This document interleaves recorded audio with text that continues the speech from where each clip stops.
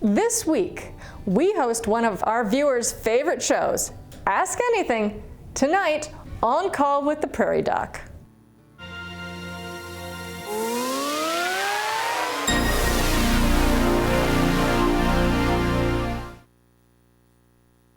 Good evening and welcome to the 22nd season of On Call with the Prairie Doc, medical information based on science, built on trust.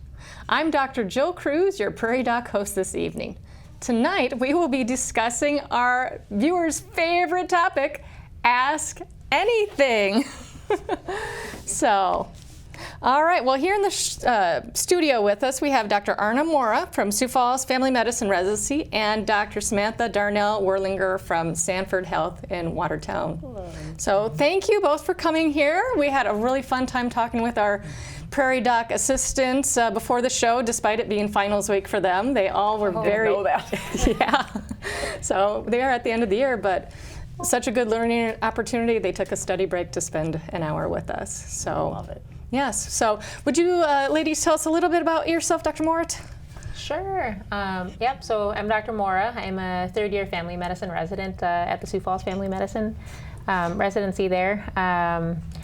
I guess I'm really excited about family medicine in general, special interest areas in diabetes care and OB, but really just love the continuity and the connections with families. So I also have one of my own. I'm originally from South Dakota, and we've got 3 kids. So.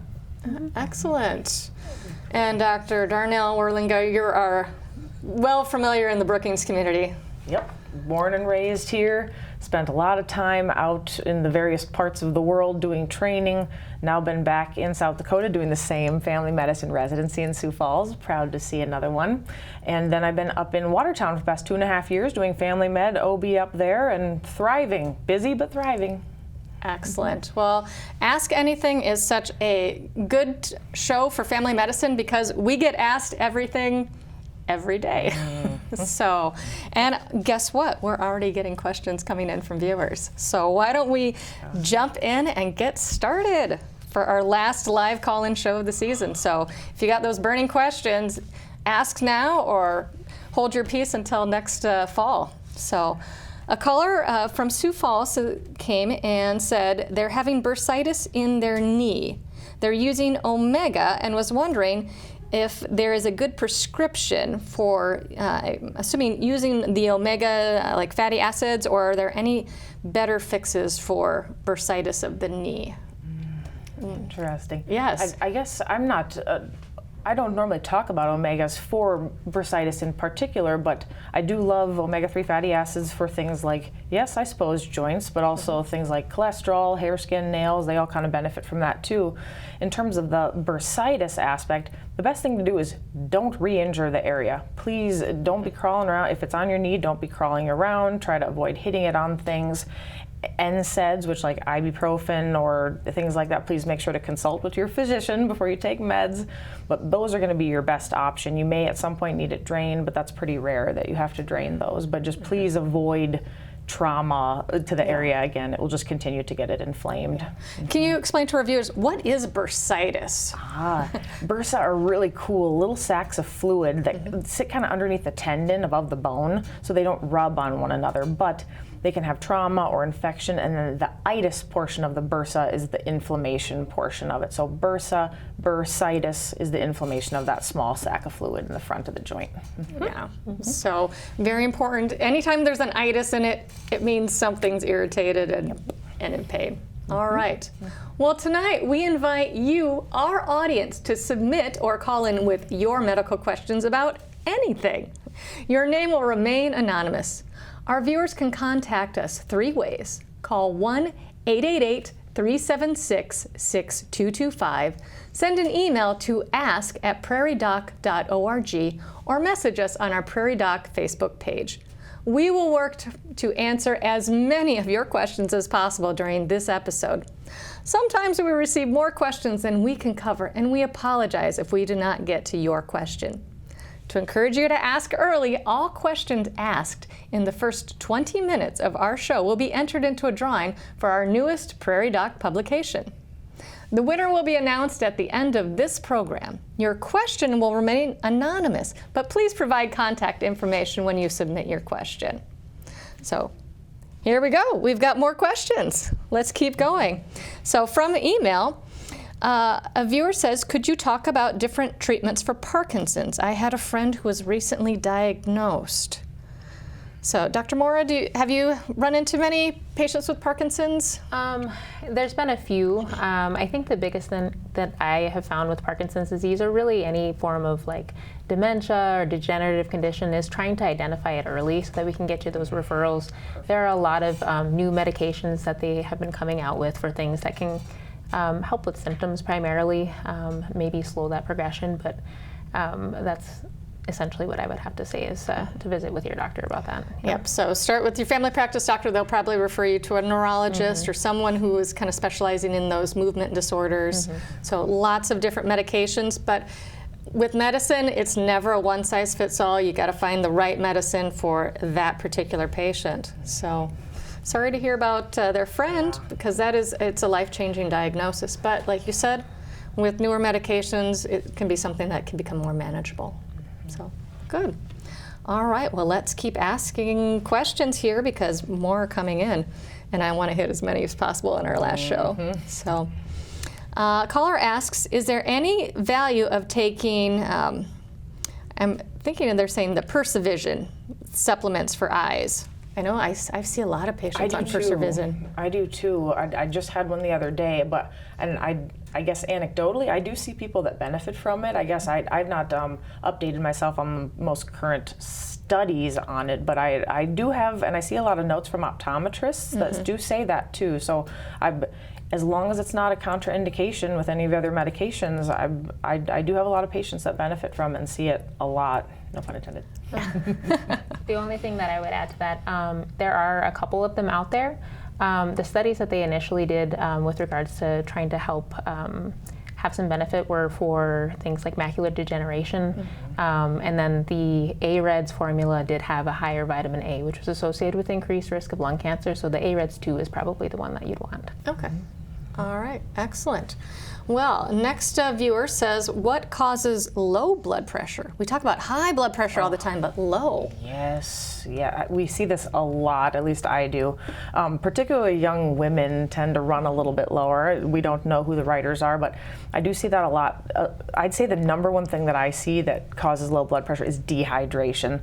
Most of us are not super great at our water intake throughout the day. That's a big one, and that can cause a lot of issues when you go to stand up and you feel really lightheaded. Yes. That's a big one. Sometimes it can be an electrolyte abnormality with sodium deficiencies and things along those lines.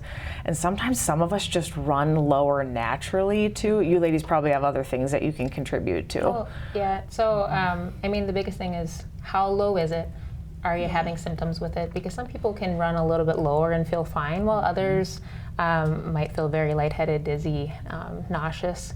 And sometimes it can also be associated with more alarming conditions, things with your heart or infection. So definitely, if you have any concerns, it's good to get that checked out. Excellent. Well, another viewer is asking about cranberry juice and UTIs. What's in cranberry juice? Why does it help? Or should you just drink water? Everyone talks about cranberry juice. I see a lot of people using that too. Go ahead. Yeah, I mean, it tastes great, so there's that. It is pretty high in sugar though, so if you're somebody that can't tolerate sugar well, that might be something to consider. There is cranberry extract. My understanding behind it, and you guys can sure correct me if I'm wrong here, is that it can increase the acidity of your urine, which might in theory help with decreasing infection rate, but I haven't really seen a ton of great data on it, so lots of anecdotal information or things I'm told from patients and other people. So. And what I always tell patients, if it is low risk of causing problems, try it and see. Definitely hydration is always good with bladder infections, and cranberry juice, very low risk unless, like you said, with the high sugars and you have diabetes and you might be making the sugar go too high, but go ahead and try it and see. But yes, there has been some studies. I think one I read said something about making it harder for the bacteria to attach to the walls in the bladder, and that cranberry juice has something in it that makes the walls more slippery, so the bacteria can't latch on as easily, so then you're flushing it out of your system easier when you're urinating. So lots of things that we haven't done much study on, but some of these home remedies actually do work. So. Agreed. All right. A caller from Rapid City says, why does spicy food upset the stomach? And in this person causes diarrhea. And some people seem more sensitive to spicy food. So we'll ask about that. Spicy food and your upset stomach. I find that when people come in with things that are upsetting their stomach, it tends to be related to the acidity of the stomach or upsetting the actual lining of the stomach. It's supposed to be covered in a very nice protective mucus. Some of us either have a very thin layer, or there might be something already disrupting that layer, something like an ulcer. Especially if you eat spicy foods chronically, you might have a little area that's compromised in the stomach that causes upset. Some of us, like myself, just don't tolerate spicy very well. I don't know why that is. Yeah. Well, there's definitely some spices that do seem to have a little bit of a natural laxative effect. So that is something to keep in mind, curry being one of them. The other thing to keep in mind is if you're having a lot of GI symptoms, it can be important to talk about that. Sometimes if you're getting stomach irritation that's recurrent, some bloating, and then maybe having some other problems. There are other conditions. You mentioned ulcers.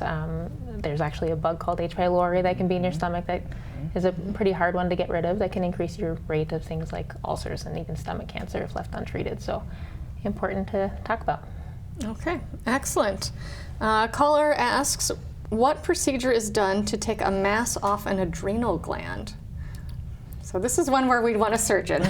I would imagine surgery. I would imagine surgery. Yes. I would imagine surgery. And there's probably multiple approaches to it too. There's probably from the front, from the side, laparoscopic versus open. That part of it I'm not overly privy to, but they do a great job of doing imaging first, so they kind of know where it's at, what vessels to avoid. So they do a really good job of pre-planning for a lot of that stuff with various studies. Yes. Yeah, and not all adrenal masses need to be removed. Some of them can actually cause resistant hypertension, so very high blood pressures that aren't responding to the medications, and so in some situations like that, they'll take them out, or not the whole gland. The mass. Just the mass. Yep. And sometimes they'll start with a biopsy or just with a needle to get some of that tissue cell to say, is this something we even need to remove? So, all right. Well, an email came in and said, what can help with bloating? I know that was a common symptom I get a lot when I was doing clinic. Oh my gosh. Go ahead. I would say maybe to start thinking about keeping a food diary, try to identify what's causing your recurrent bloating. Sometimes it can be something as simple and common as like lactose intolerance. That can happen over time with age, even if you don't have relatives with it. Some people are a little bit more sensitive to non-digestible carbs, so that's kind of where the FODMAP diet and things like that comes in. So good thing to look up.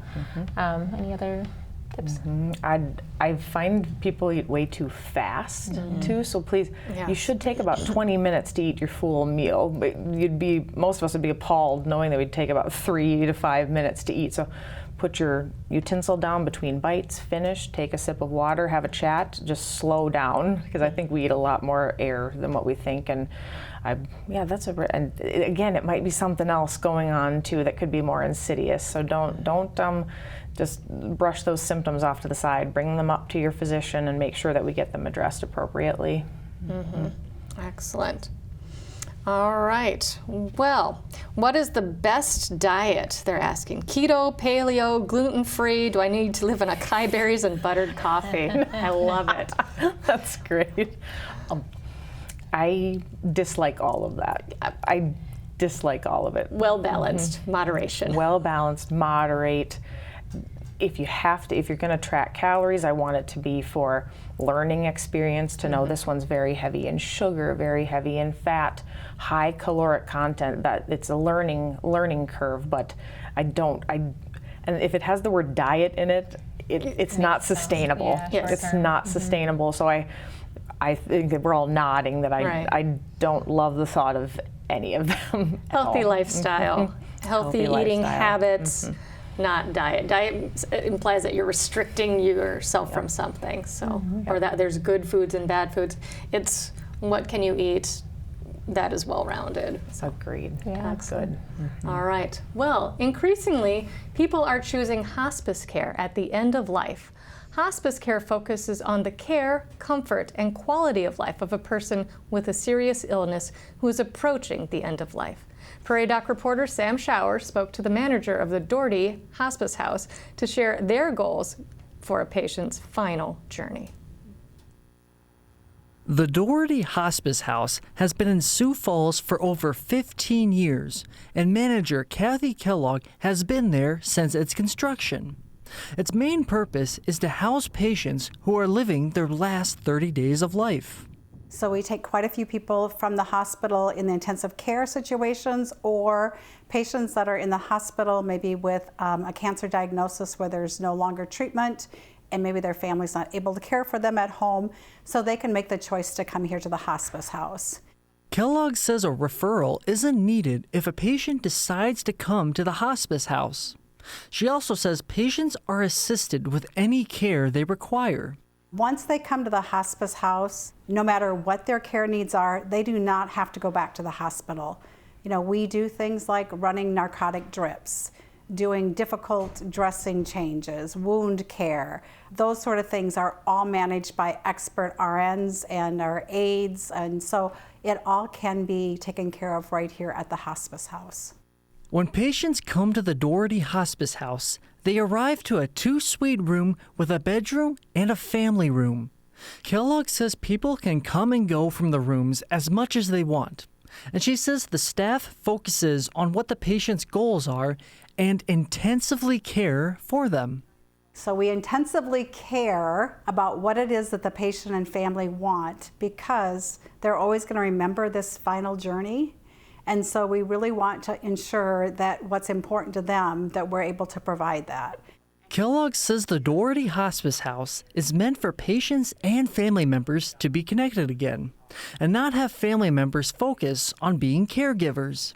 When families come here, first of all, they know that they're going to get the pain meds they need or the extra attention they need, and that they really don't have to be the caregiver. They really can be husband, children, and family and friends. And while it can be sad to see loved ones in hospice care, Amen. Kellogg says there's a lot of living going on to celebrate the final part of life. There's a lot of living that's done at the hospice house. Sometimes you might think that you come to the hospice house and it's all sadness, but what you really will see is our volunteers doing things with patients and families, or sitting in the dining room and having our cookies, which is kind of our signature. There's always usually cookies baking, and there is a lot of laughter, there's a lot of storytelling, there's a lot of just sharing the important stories of their life that they want to leave as their legacy.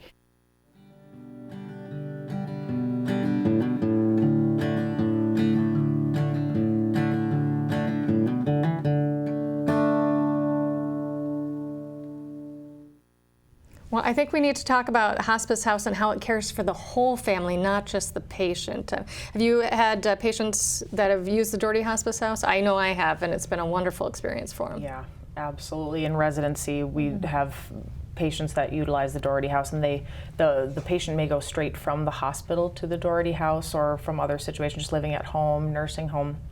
And I can't speak highly enough of hospice programs, the nurses, the care techs, the physicians.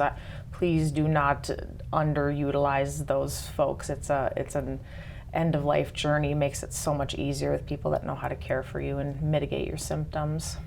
Exactly. All right. Well, questions are coming in here. People must want to win that new book.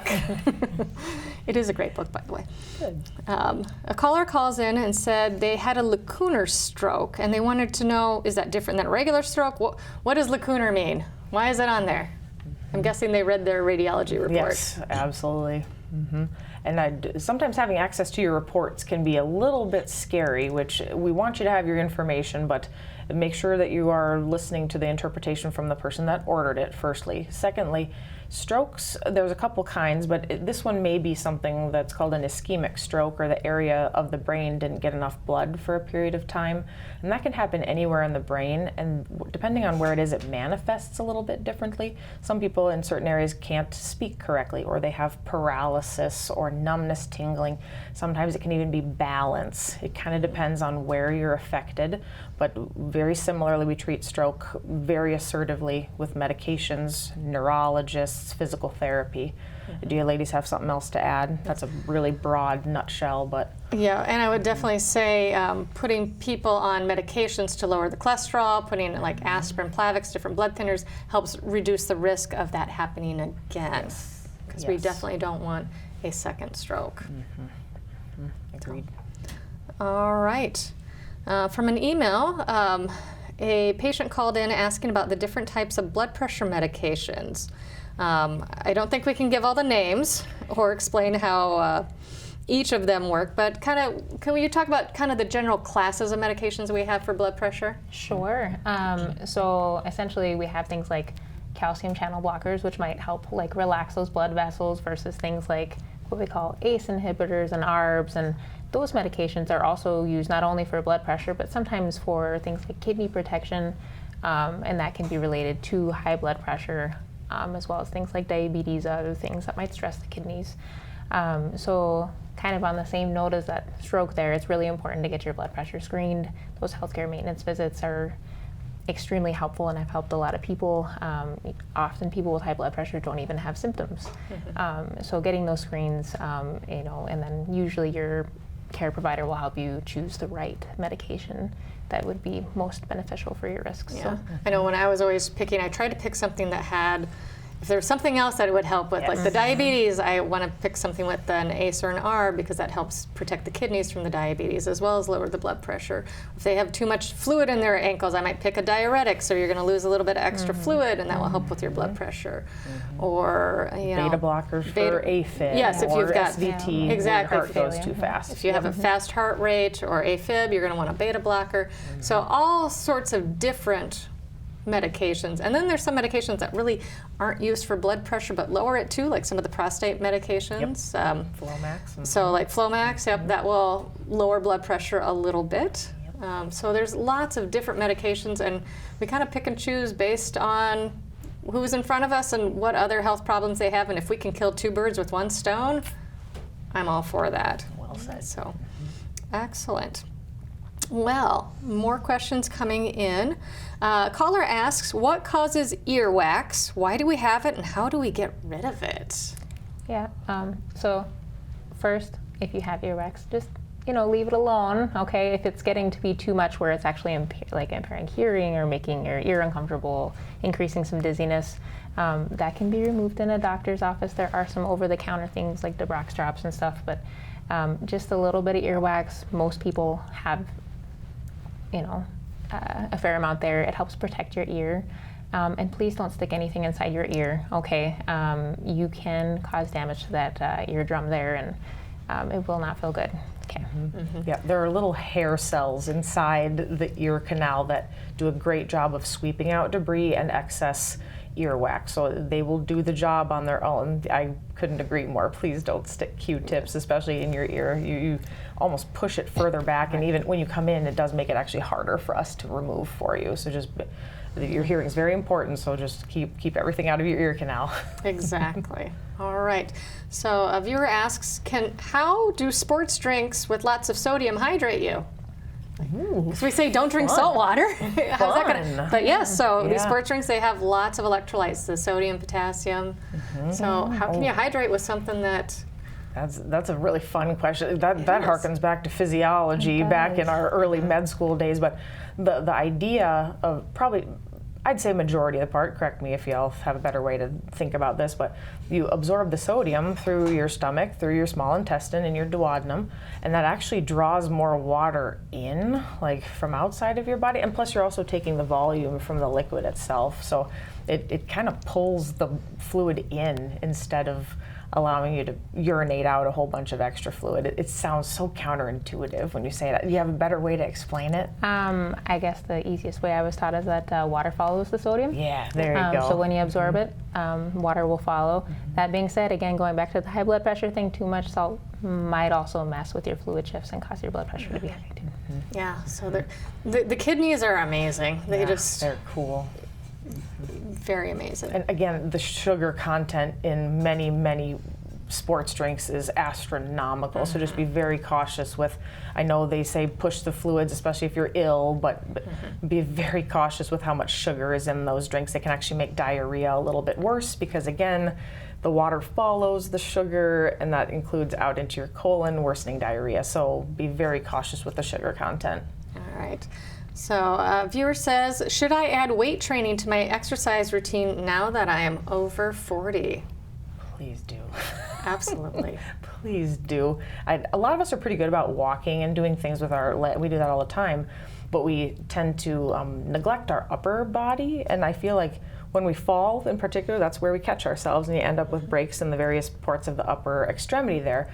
But you add weights and you're actually pulling on the bone and you're strengthening the bone whilst doing so, which kind of builds a callus, so to speak, and it makes it a little bit hard to break. So yes, long of the short is please do add weight training to your great regimen. benefit for osteoporosis risk reduction and also your metabolism in general. So skeletal muscle will burn more calories than fat cells will. So. Yes, because women go through a lot of transitions when you kind of hit that perimenopause and postmenopause. I'm not sure if this viewer's male or female, but it definitely has benefits even more for women to continue with that strength training. So from Facebook, a viewer wants to know, how do I shake exhaustion? Well, we are experts in exhaustion. Oh, man. As doctors, especially one in training, I'm sure. Oh yeah, no. Well, I guess it depends on what's exhausting you. The first place I usually start is asking about quality of sleep. Yes. So sleep hygiene is very important, staying away from screens immediately before going to sleep, making sure you're getting, in adults I usually recommend at least like 7 to 8 hours. And then are there other reasons why you're not sleeping well? Are you waking up? Do you snore? And then there's always the medical conditions you got to watch out for. So things like anemia, hypothyroidism, mood, depression. So it's kind of a broad question to answer there, but it can be associated with so many things. But a good primary care doctor is going to ask those questions and kind of tease out what road we need to go down to try to find out the root cause so we can fix it. Absolutely. So, excellent.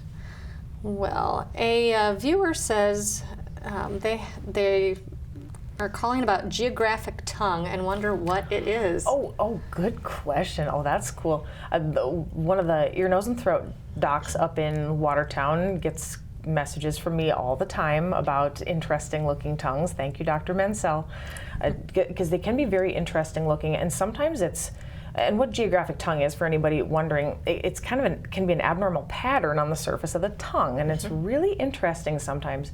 I'd say a lot. Sometimes it's chronic, but other times a thing like a virus or stress or something along the lines comes along, and then you just get the very, very interesting change in the surface of your tongue. For the most part, it is a benign process, and a lot of people, it can be, and myself, sorry Mansell, can misdiagnose it as something like thrush, which is a yeast infection of the tongue, and little newborns get that too, but it's pretty benign process. Sometimes when it first starts, it can be painful, and there are things that we can help mitigate. Sometimes there's topical meds and things along those lines, but for the most part, it might just be the way it is, and it might be permanent, and it might go away. And it's called geographic because it looks like a map. Yeah, it's with the old outlines. Yep, topography, that's exactly what it looks like. So there we go. Excellent. Well, viewer says they had long COVID last winter and they still feel off. How do I shake this?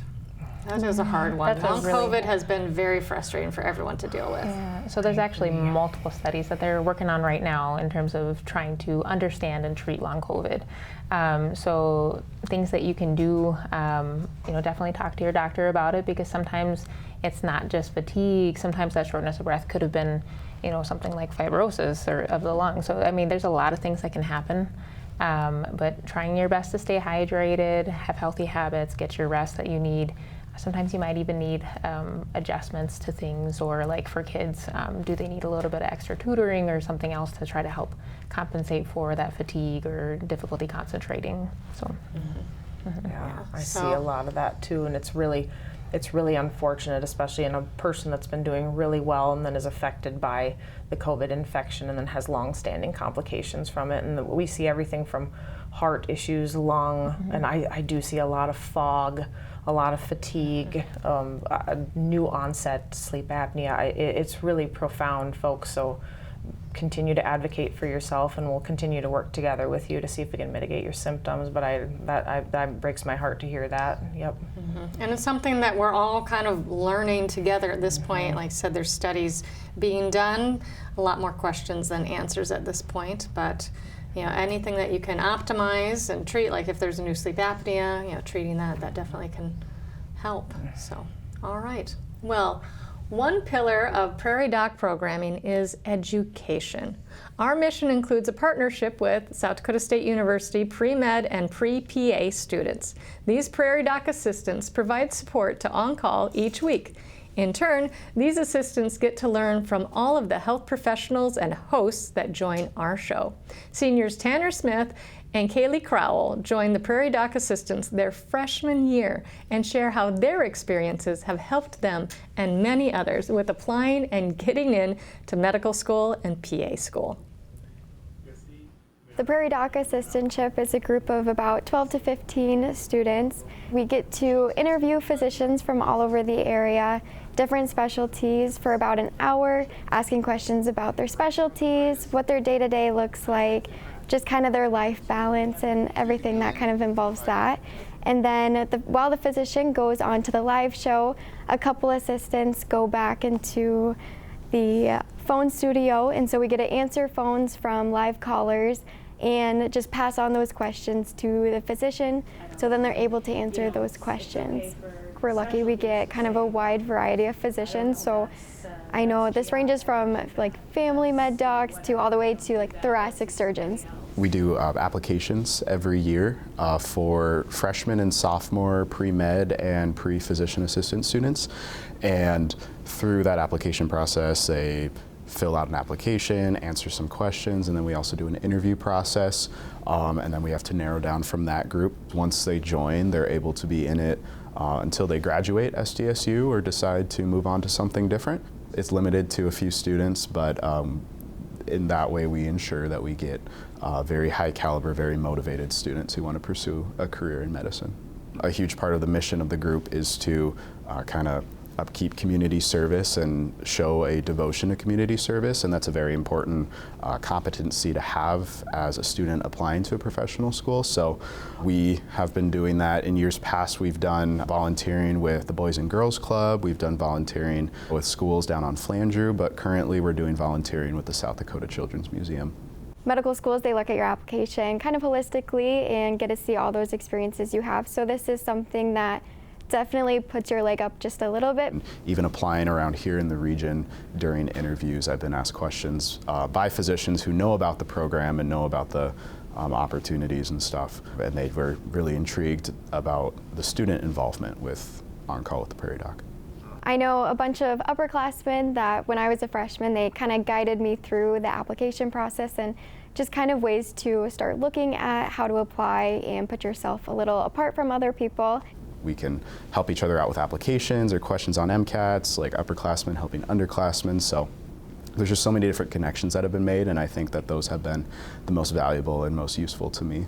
We not only get to see just kind of why physicians went into the field that they went into, but also how they balance their lifestyles and how they're still people and still being great individuals in their community as well.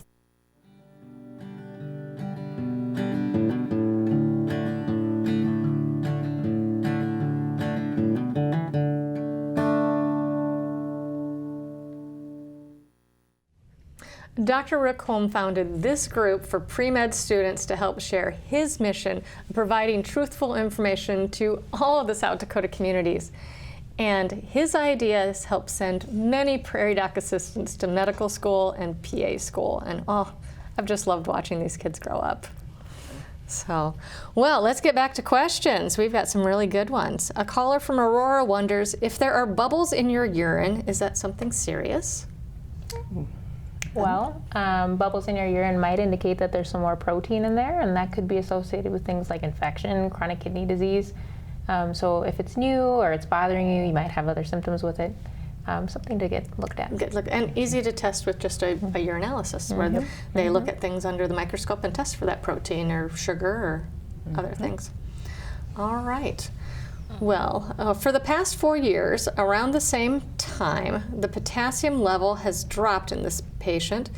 Everything else has been relatively normal. Wondering if we have any insights or possibilities as to why their potassium could be dropping.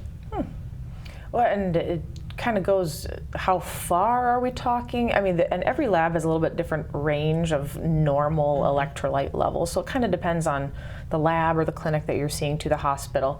If it's by very minuscule amounts, that can vary from day to day, depending, did you have a Powerade this morning? You know, it can be very, again, that goes back to the power of the kidneys, and so that organ is responsible for this. That being said, there could be something else going on. Certainly you can have that from medications, again, kidney issues.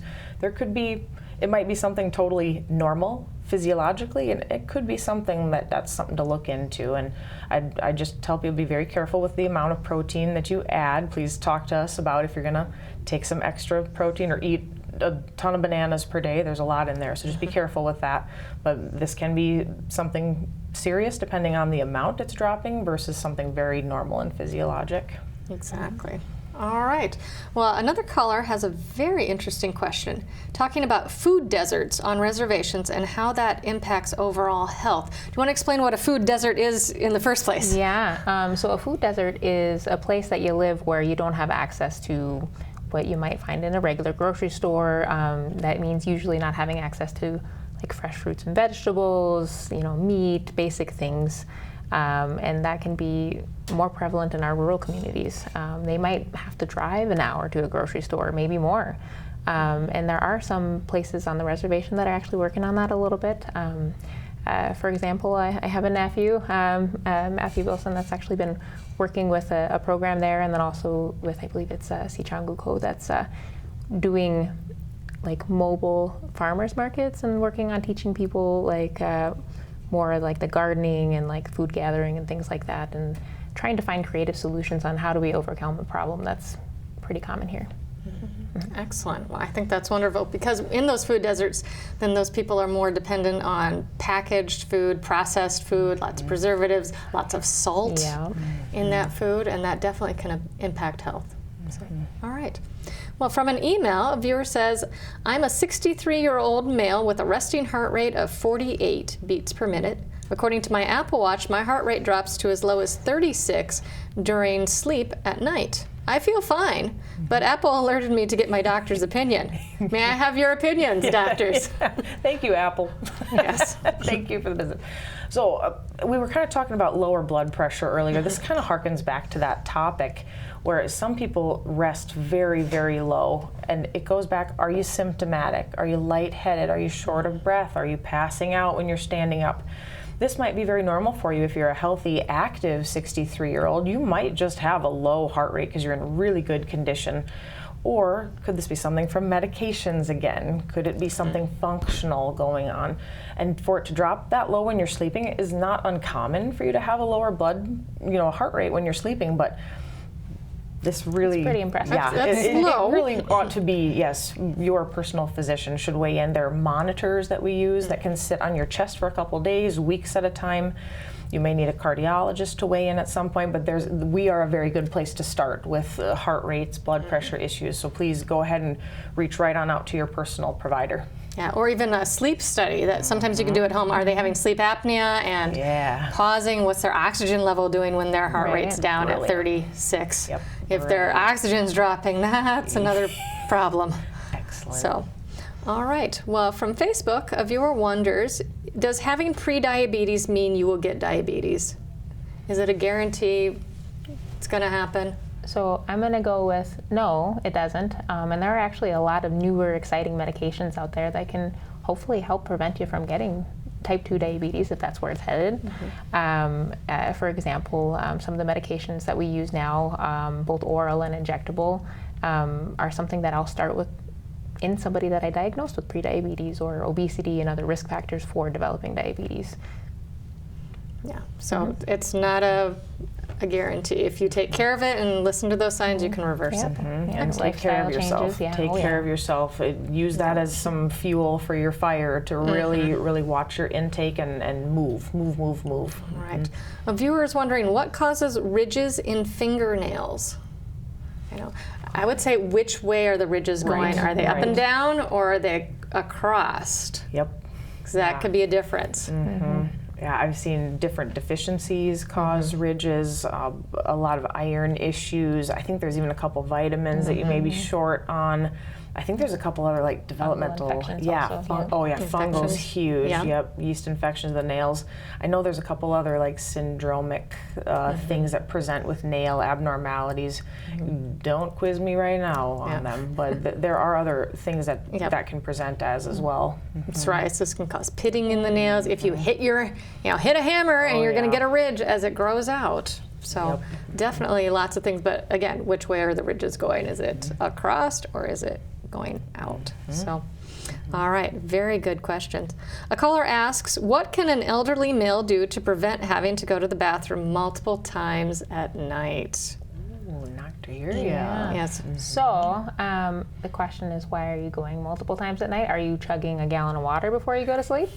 Are you having problems during the day? Or, is there other forms of like stress incontinence? Or commonly in elderly males, you can also have prostate enlargement that can interfere with your ability to empty your bladder, which can lead to things like urgency, frequency, and just not being able to empty well. So So definitely, again, talk with your doctor. There could be things that contribute to it that are easy fixes. Other things, maybe talking to the urologist about medications or certain procedures to help. And I've missed an infection that could have been easily treated, then so just go ahead on in and make sure to provide a urine sample with whomever you're seeing and at least rule that out. But it probably is something else based on your history, but it's a good thing to rule out too. All right. So a viewer wants to know, what is a hiatal hernia and how serious is it? Oh gosh, these questions you guys are I know. so I good. love this show. So good. I love it. Go ahead. Oh, sure. All right.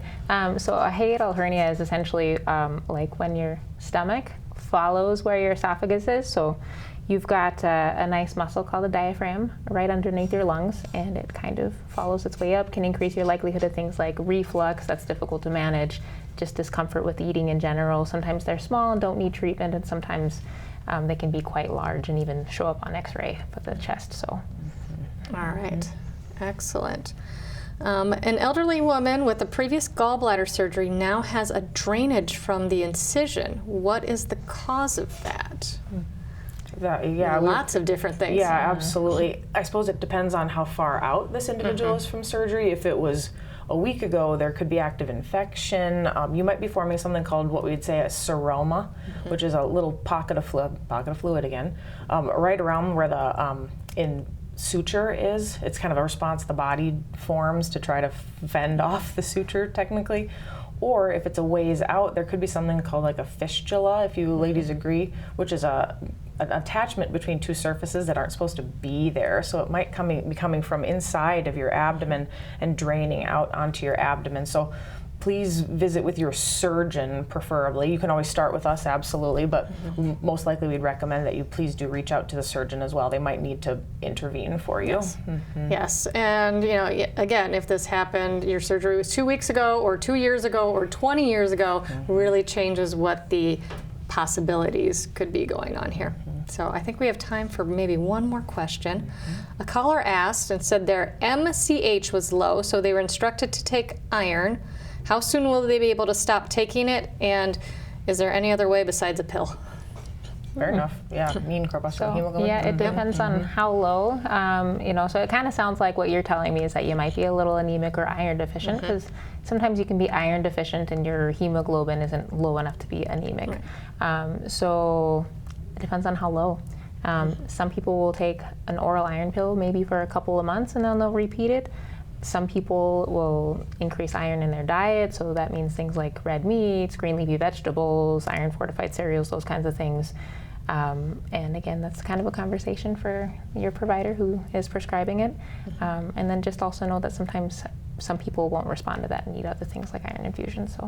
So iron pills are very common. That's usually what we start with. You can do iron infusions. That's done usually at the hospital or at an infusion center. So not our preferred first way of going to adding iron, but sometimes that's what works and that's what we need to do. Well, this was a fun evening, and it has flown by faster than I think any of us anticipated. So, few questions we weren't able to get to, but wow, definitely save those for next season because we'll have another Ask Anything at that time. So, well, the winner for our prize tonight is Caroline. Thank you, Caroline, for asking a question during the first 20 minutes of the show. A gift will be sent to you. We'll be back after this. Have you downloaded and subscribed to the Prairie Doc podcast? Health professionals join host Laura Ellsworth each week to discuss and take questions about timely medical information. Search Prairie Doc on Apple, Spotify, SoundCloud, or wherever you find podcasts today. As we approach the end of our 22nd season, I would like to thank our audience for trusting us to bring them health information that is current and accurate. There are many doctors out there who cannot make the same claims as the Prairie Docs, and I would like to take this opportunity to help sort out those charlatans and quacks from trusted sources of health information. While tasty and refreshing, I would not trust Dr. Pepper for medical advice. Nor would I trust Dr. Evil from Austin Powers, despite his claims that he went to 4 years of evil medical school. I like to read Dr. Seuss's books, but I would not let him take a look. While I think he is a dear, I would not let him peek in my ear. He is not the doctor that I want to see if I needed an appendectomy.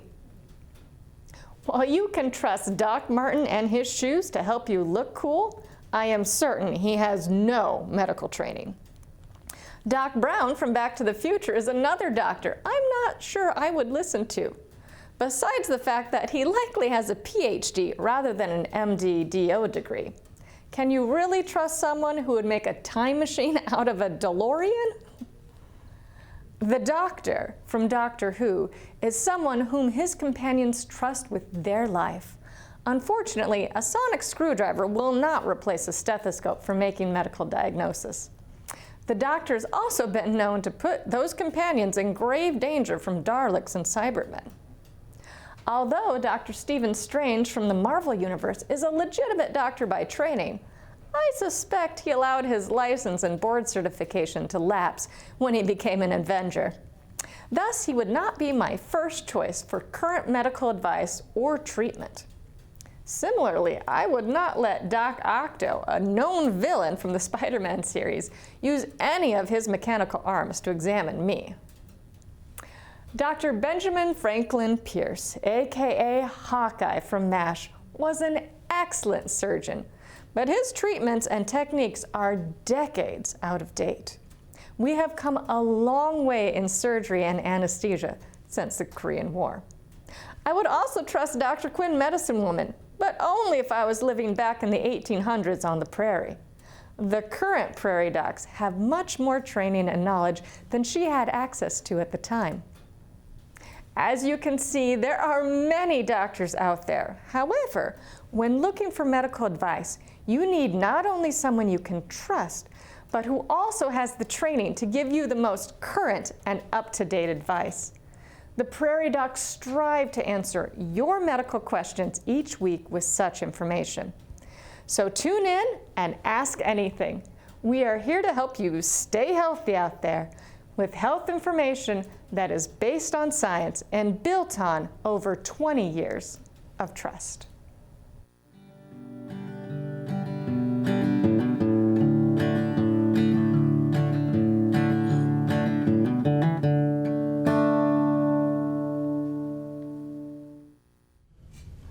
Well, thank you to Dr. Mora and Dr. Darnall-Werlinger for volunteering their time to help us answer your questions.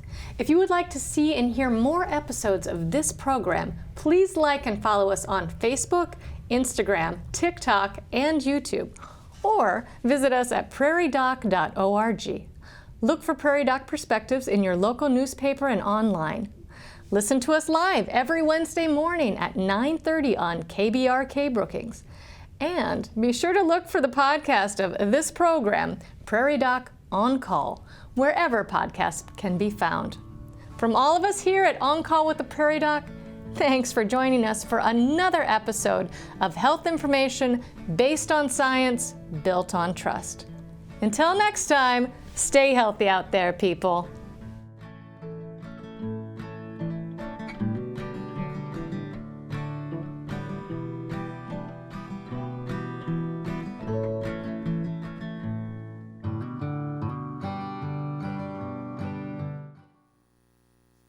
The brain needs a constant supply of oxygen and nutrients in order to work well.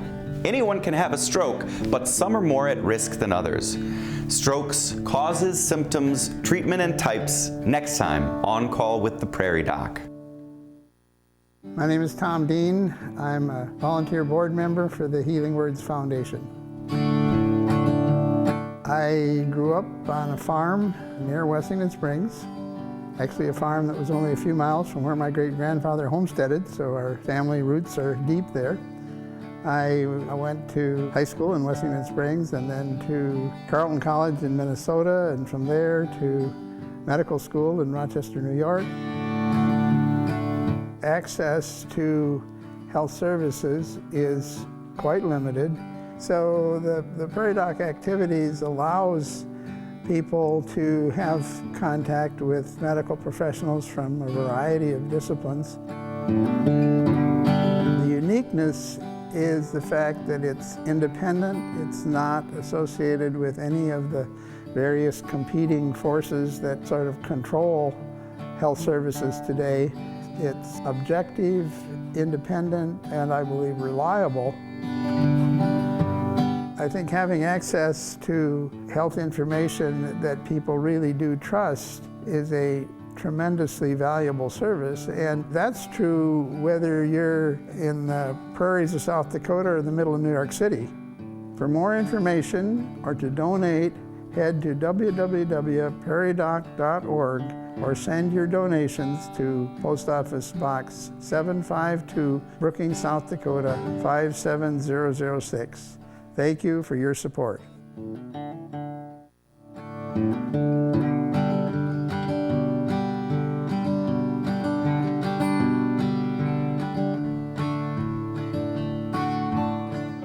Major funding for On Call with the Prairie Doc has been provided by...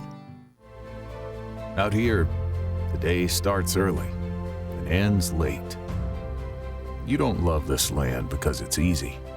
You love it because it's home. At Avera, we're built for rural healthcare. We're bringing quality, innovation, and advanced technology to your vibrant communities. Care when and where you need it. That's how Avera moves health forward. Larson Manufacturing is proud to support On Call with the Prairie Doc as it continues to open doors for important medical information.